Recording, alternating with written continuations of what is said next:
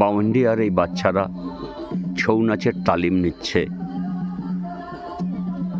ওর আগের দিন চড়ুই ভাতের দিন অন্ধকার হয়ে গেছিল, তা আজকে আমরা যখন পোস্ট রিভিউয়ে এসেছি, সুজাতা বলল যে ওরা আপনাদের একটু ছৌ নাচের যে তালিম নিয়েছে সেইটা করে দেখাবে।